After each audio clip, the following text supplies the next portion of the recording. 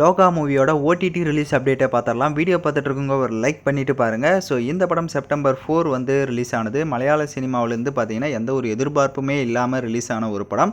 But அது release ஆனதுக்கப்புறம் பார்த்தீங்கன்னா மலையாள சினிமாவோட பிக்கஸ்ட் பிளாக் பஸ்டர் படமாக இந்த படம் வந்து அமைஞ்சிச்சு.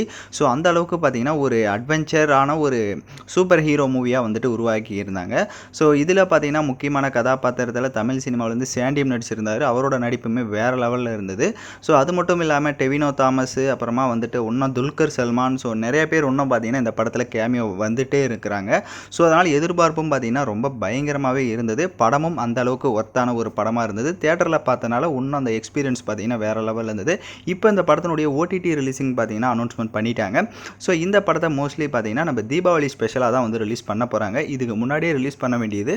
பட் இந்த படம் எதிர்பார்ப்பு இல்லாமல் ரிலீஸ் ஆனதுனால அதுக்கு முன்னாடி எந்த ஒரு ஓடிடி பிளாட்ஃபார்மும் பார்த்தீங்கன்னா இந்த படத்தை எடுக்கல.